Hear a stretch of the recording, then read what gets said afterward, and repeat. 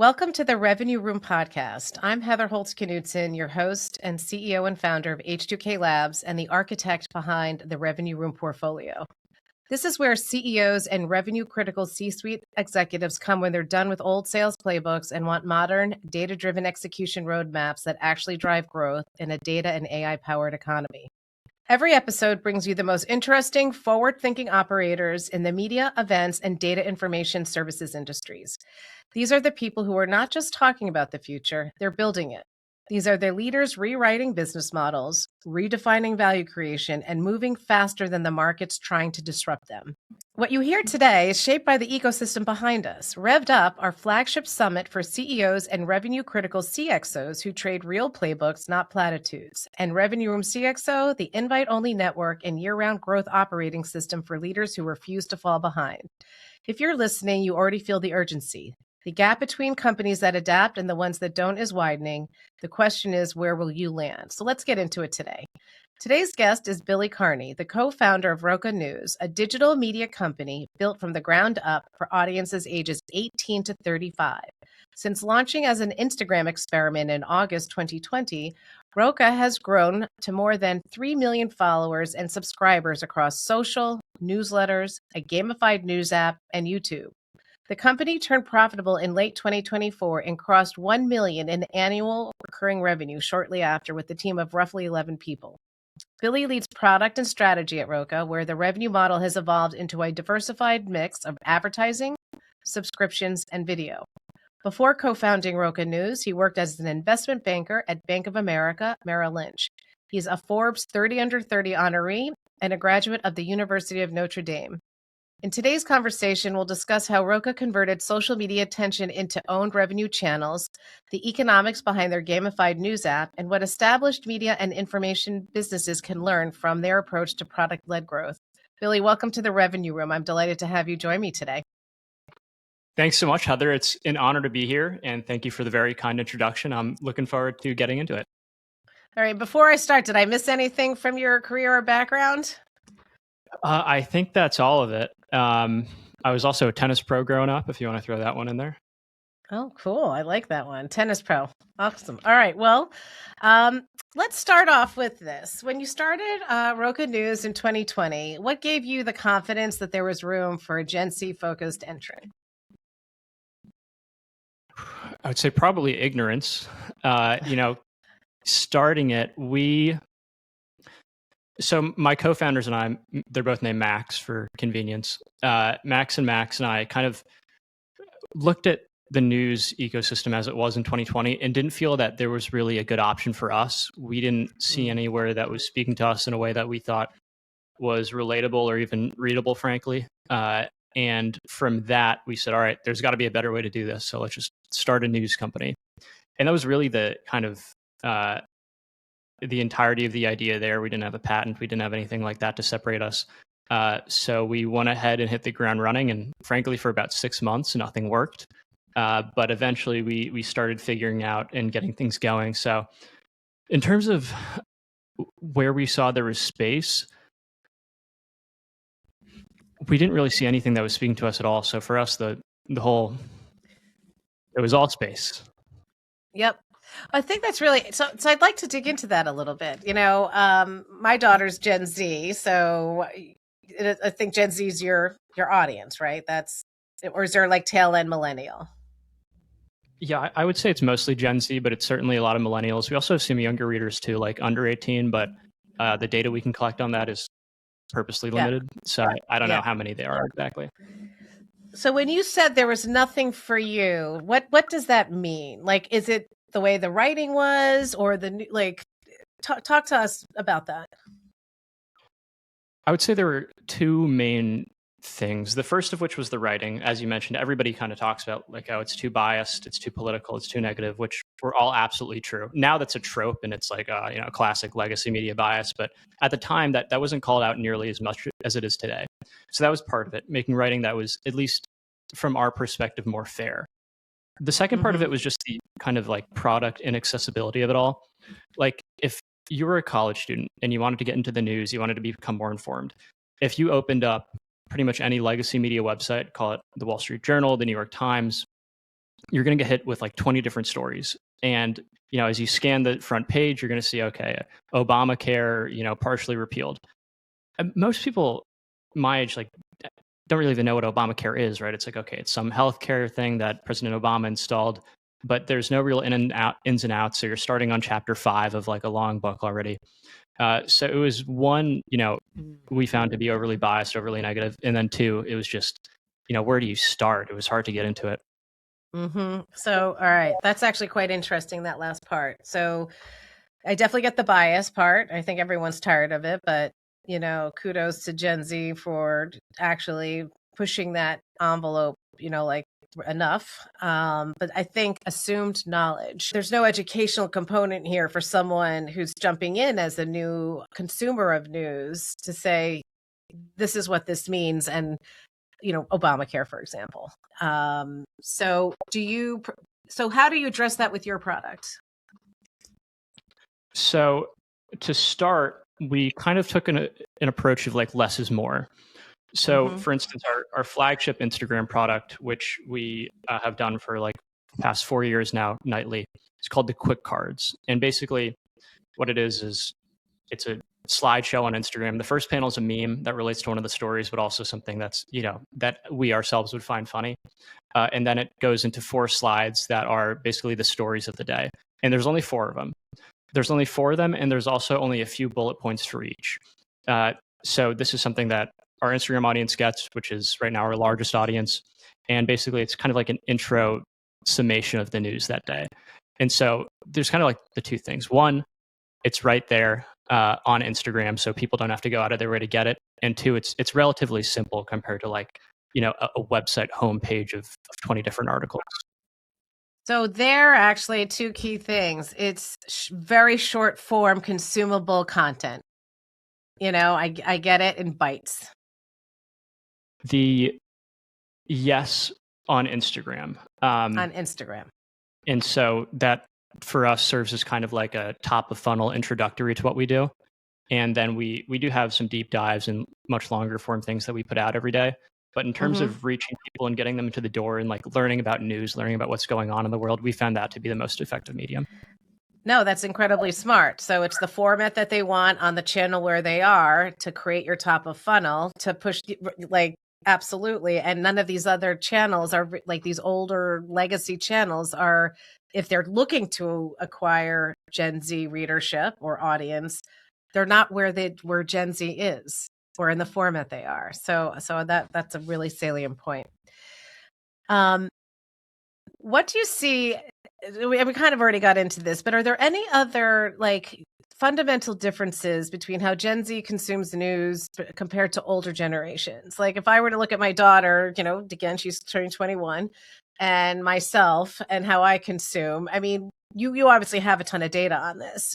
And I actually saw a post on Instagram, or it was on LinkedIn, I can't remember, where you actually were brought in to a Japanese company, or you were in Japan teaching a delegation about how to about Gen Z. Yeah, so I'll answer the latter part first. So we had a group from Japan, a group of delegates, some pretty high level people at pretty major companies there, and both publishers and advertising companies. And basically, they were on a 2-week trip to New York City to meet with a lot of media executives.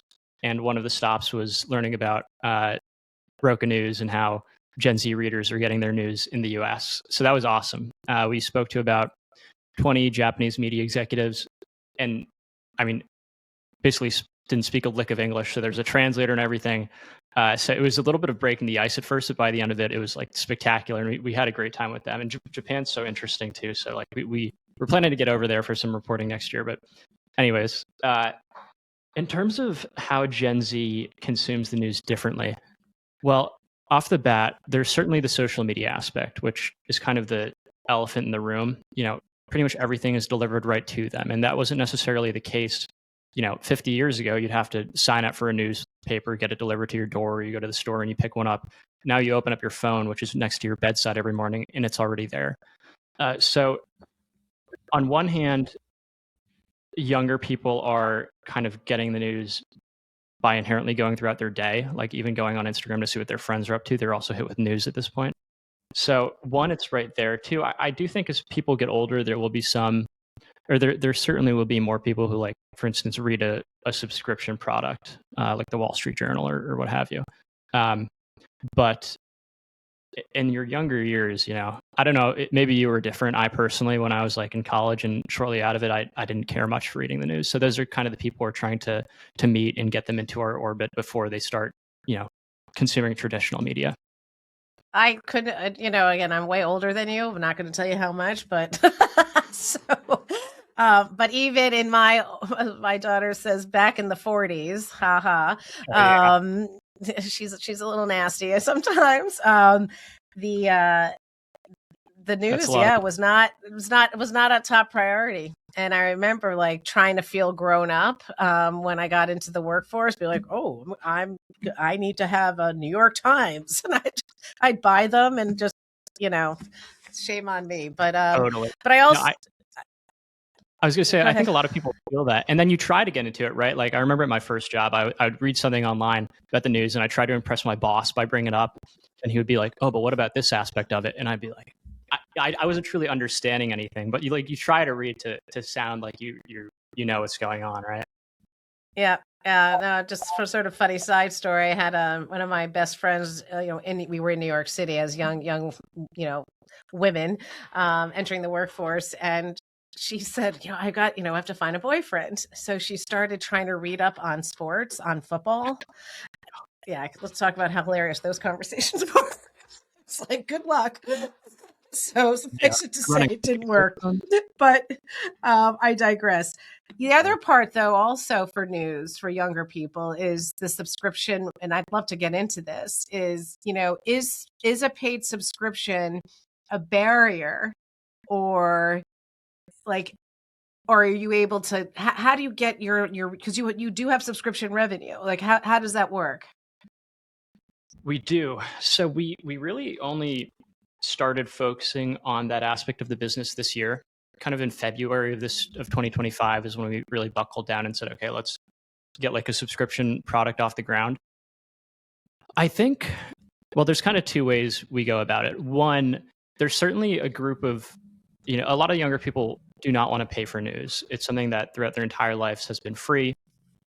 So one way we go about those kind of people is that we have our app, which is, as you mentioned, kind of like Duolingo for news. It's a gamified product. There's several games within the app, and it's kind of like a whole experience in addition to the day's news.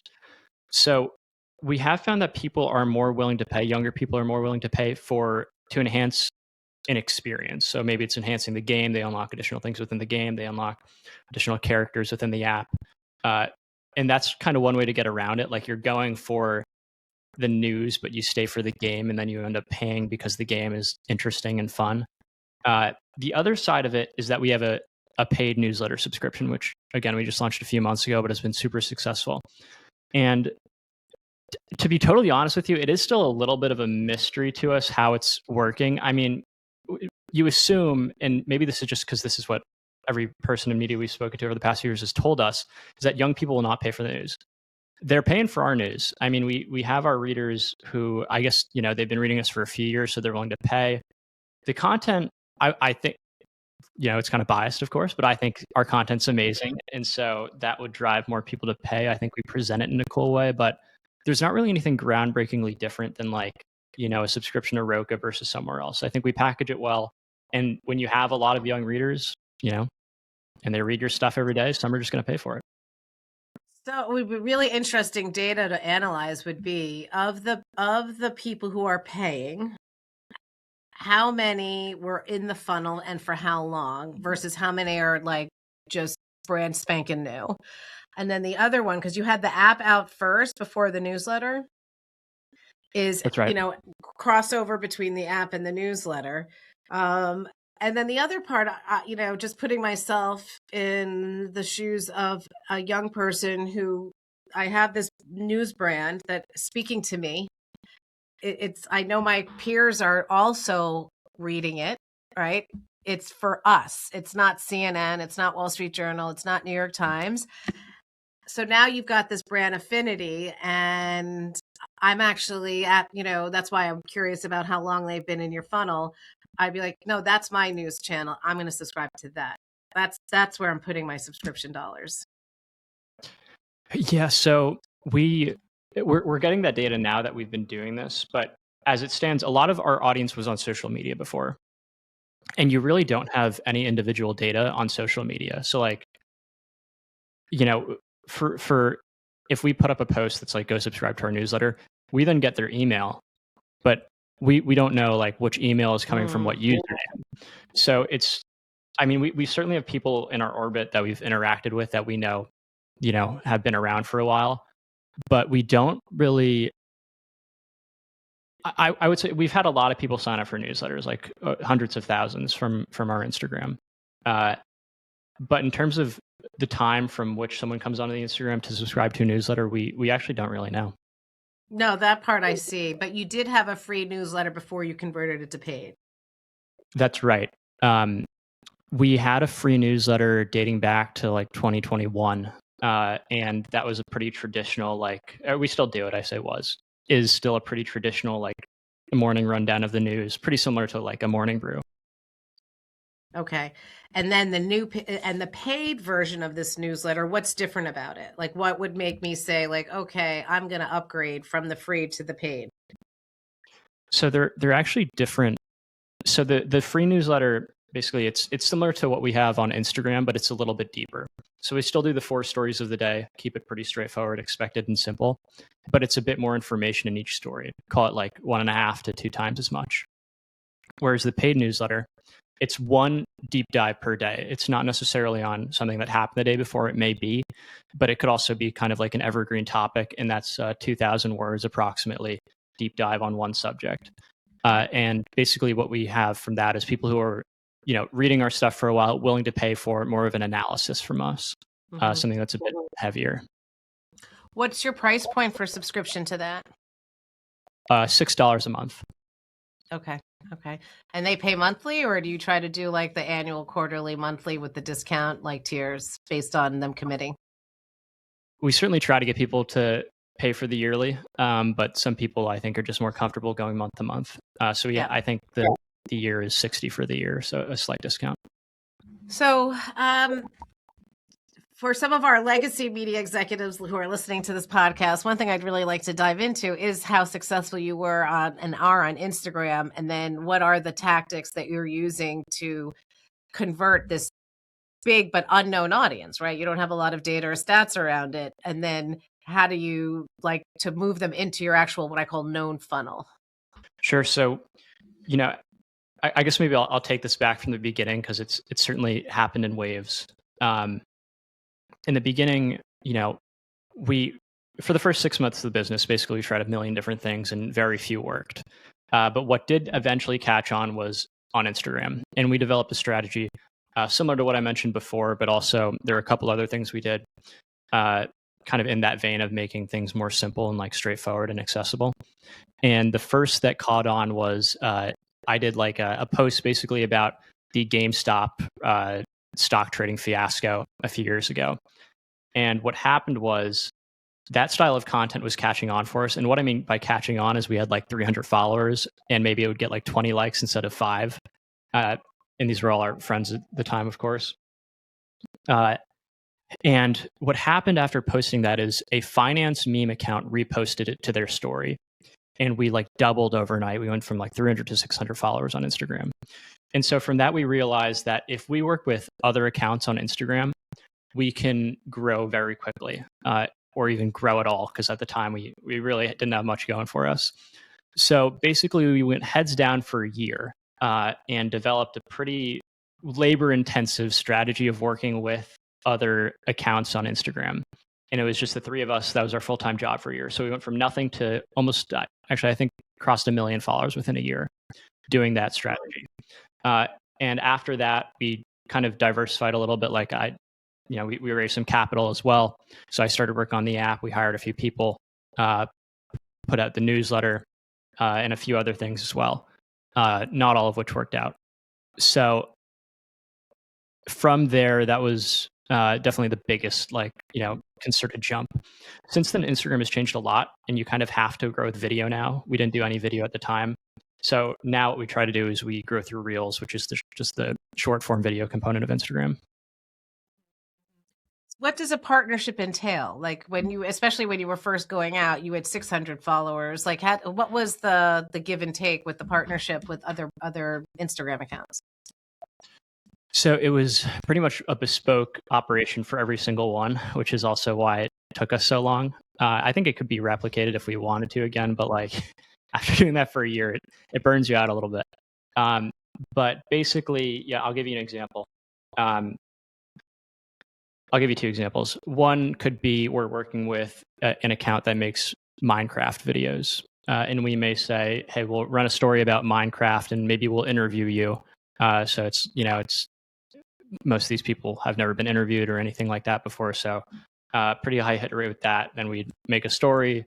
They'd want to share it to their own audience. That would work. Another example is we find a page that posts football memes, and a lot of people our age like football. So we'd say, put up this story of one of our posts or something we want to get up for $10. And a lot of these accounts are run by people, either they're abroad or they're young. And so it's not like you're paying a lot of people on Venmo, on PayPal. It's scrappy. Yeah. Well, you definitely, that year of hard work though paid off. That's incredible. So a question I had, all right, let's move into your revenue mix, because I actually have some questions about advertising, but I just would like the audience to understand, if you're open to sharing, like what is the revenue mix, percentages, etc. Yeah, sure. So right now it is, or let me take a step back. So 2 years ago, it would have been 100% advertising. Like January of 2024, 100% advertising.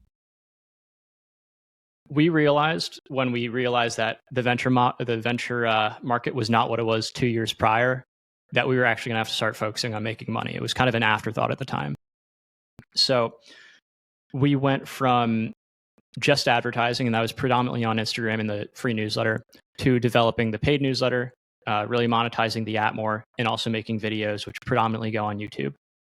So today, after doing that for the past 2 years, we are pretty much 60% subscription and video, 40% advertising. I mean, honestly, in December, it's going to be even more video and subscription, because we haven't really had a sales operation. So we haven't been bringing in any new partners, I don't think, at all.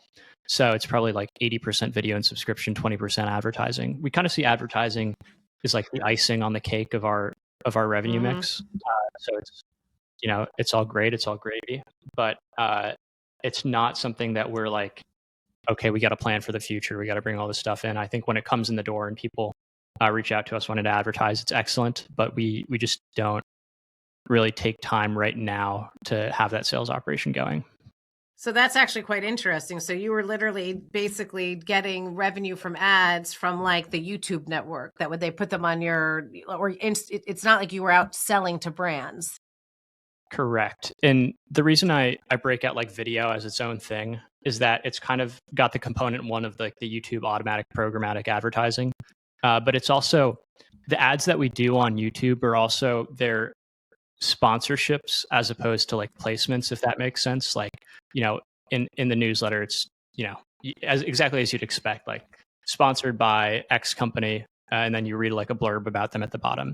Whereas in the videos, it's like, hey, I'm Billy or I'm Max, and I love drinking Essentia water. It's the best. It keeps me so hydrated. So it's more of like a personal thing. And it's easier for us to sell. So we kind of, we can bank on it coming in a bit more without doing too much heavy lifting on the sales side. So yeah, sorry. Does that answer your question? Yeah, no, it's very much a product-led growth model. From what and which actually creates a pretty profitable, revenue mix in a way. You don't really have a lot of headcount needed to drive it. No, and that's certainly something we've done on purpose. if the video operation is doing well and the subscription operation is doing well, and we set up a few videos to go out in advance, theoretically, me and my co-founders could go off to Cancun for a month and be okay. I don't think we do that, but it's a lot more peace of mind than having to scrap for more advertisers to come in. And so we wanted specifically to have something a bit more sustainable before we really focused on selling all our ad slots. Yep.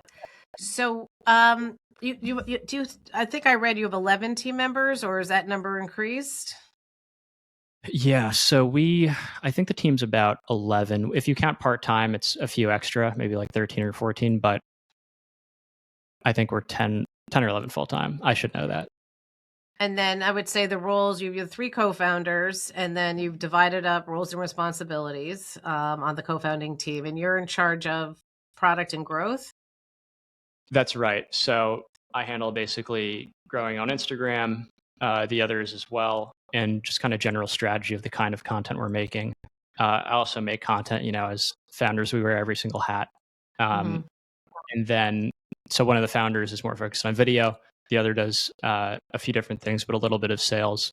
And the rest of the team, it's pretty heavy video. We have 3 full-time videographers, and then we appear in the videos ourselves, the founders do. The other members are, we have a growth person and 2 operations. Wow. So you guys are responsible for the content? We do. Yeah, we are. Yeah. Okay. So I was wondering if you had, I was like, did you hire editors or anything like that? But really, you are the editors. We are the editors. Also, videographer might be a little bit of editing as well. Yeah, we ask a lot of people, but when people are bought into the mission, it works. All right. So you turned profitable in 2024, which is amazing. And you hit $1 million in ARR the following month.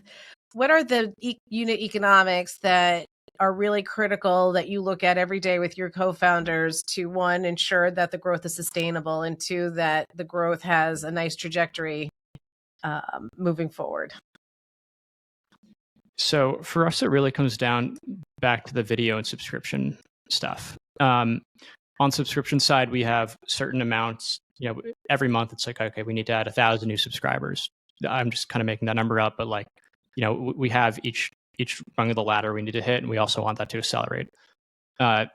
So as long as that's moving well, we get the recurring revenue coming in from all those subscribers. Then on the video side, we also have kind of certain metrics we're trying to. We mostly follow subscribers on YouTube. There's a lot that goes into the videos, and they go into a few different places, but that's the big one that we kind of measure how well our content's doing off of. Our first 100,000 subscribers on YouTube took a long time. I think like 228 days. Going from 100 to 200 was like 120. 200 to 300 was like, I don't know, like 90. 300 to 400,000 was like 60. And now we should hit 500,000 subscribers by the end of the month, and that would be like 40 days. So we want to make sure that, every successive 100 is less time to reach than the previous. So it's really number of subscribers. That's your number one KPI. And then are you now looking at, once you move them into your known funnel, right? Where it's how many of those, because you still have the free newsletter. Then, so their options are, once they cross over from Instagram or the social channels to your own domains, it's either you can subscribe to a free newsletter, you can pay to get the different one, and or you can pay to participate, to be a member or be a subscriber to the mobile app. Exactly. So I would say you pretty much nailed it. Big tops of funnels, YouTube and Instagram. As they come in, we want them, I would say we push more to the paid products. So the app and the newsletter, the paid newsletter, and the free newsletter, we push as well, but it kind of operates on its own a bit more, and is a little bit, frankly, we've got a lot going on. It's just not the main focus. Yeah, no, the only reason why I bring up the free newsletter, and as you grow the business and you might need to connect it to the paid in a way, is like you want to capture obviously the largest database, possible of potential, how do you continue to convert your free to paid in your own owned domain versus in a YouTube or Instagram domain? Or that may be my legacy thinking. Well, no, it's a very fair question. We actually just hired a head of growth who's starting in January, who is tasked with that exact problem. So maybe we can do this again in a few months and I can let you know. Okay. But frankly, we've tried some things, but it's never been a sustained effort. And I think that's something we're realizing is more important. Like for the first time, well, we've always just had the newsletters and we're like, okay, go sign up. Like, great. Whereas on Black Friday, for the first time, we were like, let's do a sale, like this crazy idea that nobody's ever thought of before. And it was our biggest day ever by a mile. And then the day after was our second biggest day ever. So I think we've kind of been realizing maybe we could focus a little bit more here. So that's a new focus too. Well, listen, this is the whole beauty about entrepreneurship is you have one, it's required to test, experiment, learn, fail, pivot. I just don't think you can have a great startup unless you do that. But two, it's your startup, so you have the room to do that. And it's the experimentation that works. And I think you already answered this, but so your app has been compared to Duolingo and it's really related to the gaming. Now, is there collaboration? Like, I know my daughter's on Duolingo and she always tells me, she's like, oh, Aunt Heidi, did a streak with me or Uncle Eric, they're all on he's learning 5 languages versus my 3. But she sees what other people are doing. Does that have that component in your app as well? So yes and no. There are a bunch of social aspects to it, and we have leaderboards. So you can you compete against other people in certain weeks, and you rank up and rank down based on that.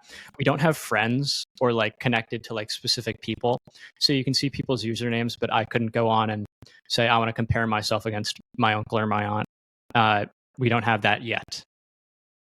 Okay. And one of the other things, and I'm just thinking through the evolution of your brand and your product is, they say there's a lot of talk lately about how lonely Gen Z is. And that's a lot to do with, I think, social media, a lot of the remote work, working that's, in the old days, you went to the office and after your college, you made friends at the office. That's how you expanded your social network.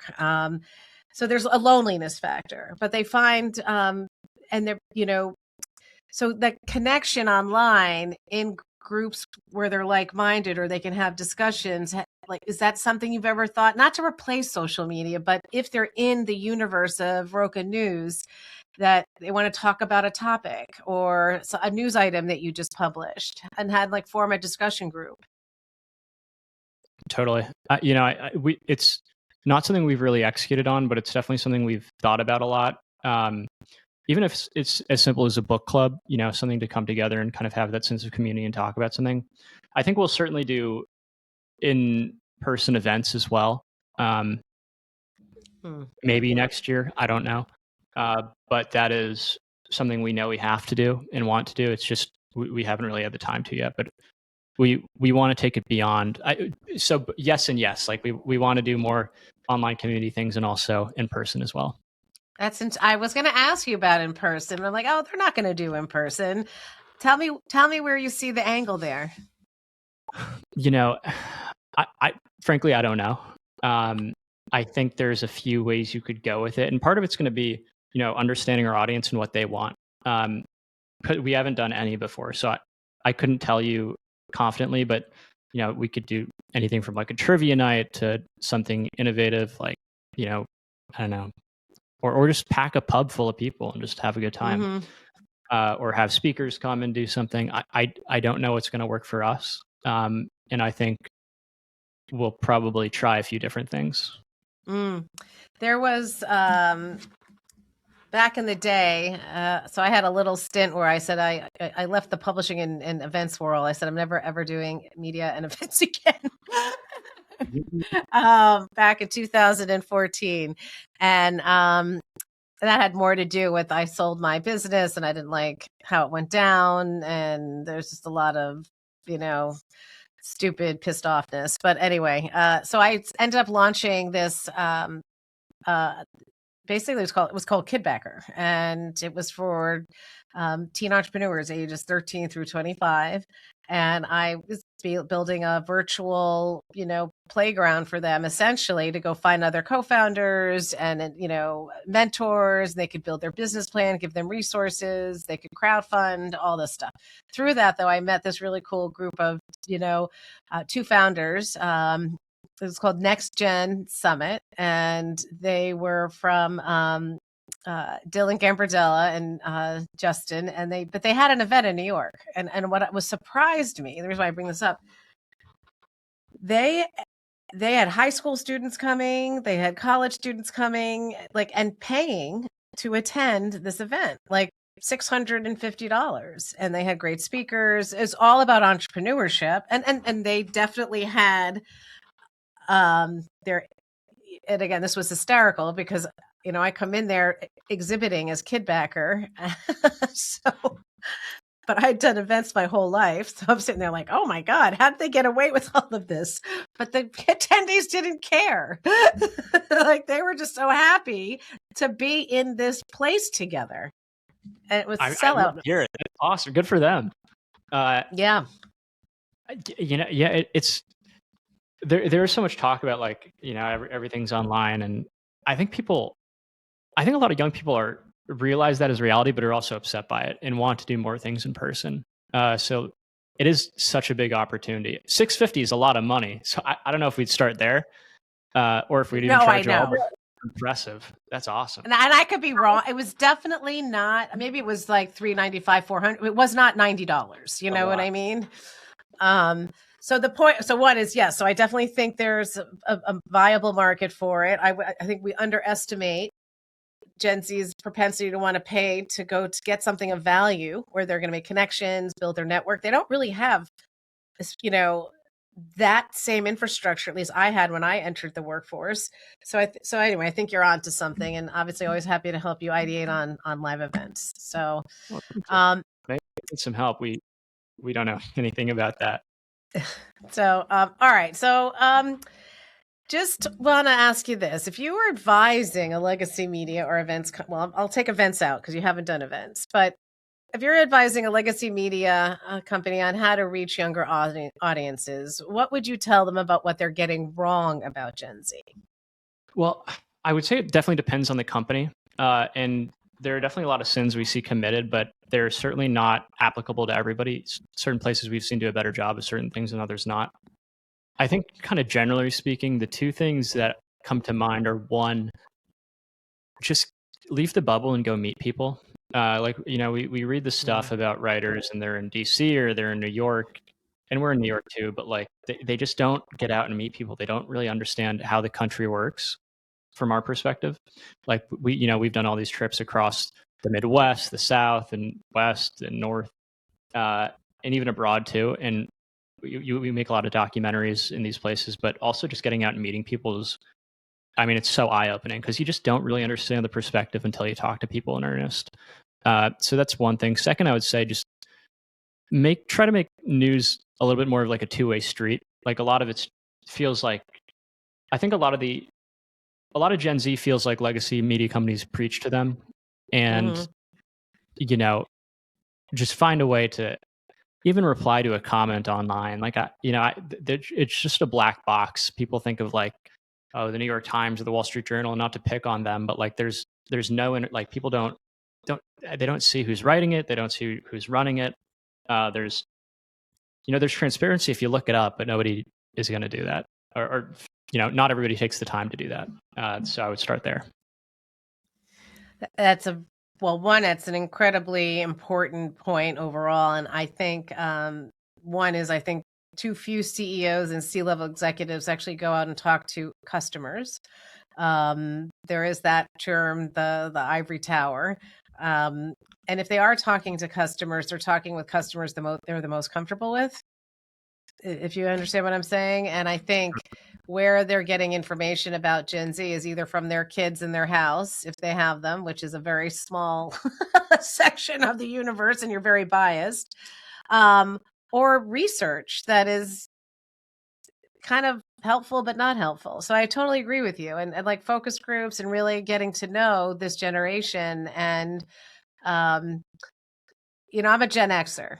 So we get a lot of heat, but I'm absolutely the quintessential Gen Xer. But I find myself also having to kick myself. So like very open, very accepting, just like get the job done. I don't care where you're from or what, and very transparent. But I actually have to stop myself saying, wow, you're sounding really old right now.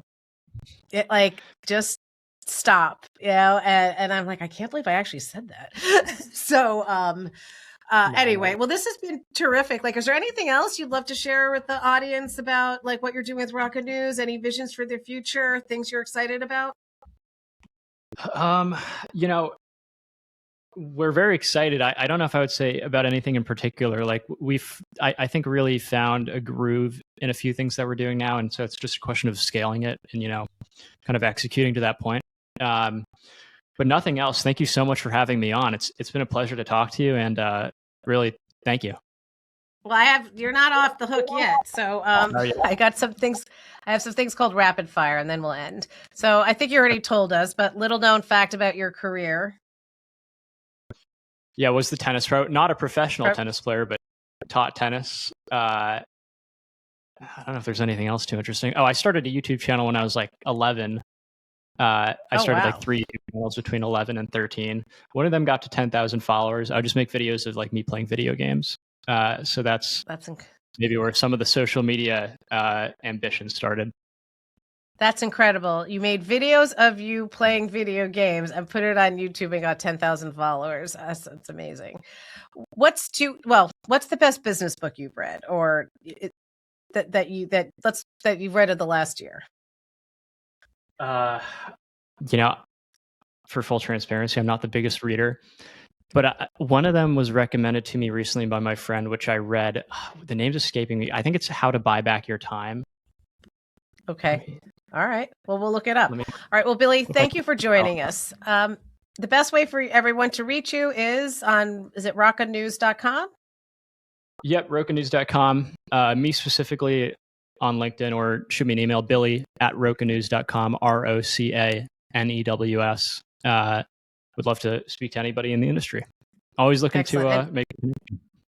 Absolutely. And FYI, I apologize. I think I was pronouncing it correctly from the beginning, and then I go dive deep into the mispronunciation, which is my hallmark. RocaNews. We'll also include Billy's link to his LinkedIn connect with him in the show notes, as well as to RocaNews in the show notes. So before we close, a reminder that the conversation doesn't end here. It continues inside Revenue Room CXO, the only network where CEOs and their revenue critical teams turn AI disruption into growth strategy. And if you want to experience that thinking live, join us at Revved Up 2026, March 23rd through the 24th at the Vinoy Resort and Golf Club in St. Pete, Florida, where the future of data, AI, and revenue leadership takes the main stage. We'll share links to join both CXO and or learn how to attend Revved Up in the show notes. So if you found our conversation valuable today, please subscribe to our YouTube channel or to our podcast show on Apple. Leave a review and share this with your friends. And until next time, thanks so much for joining us today.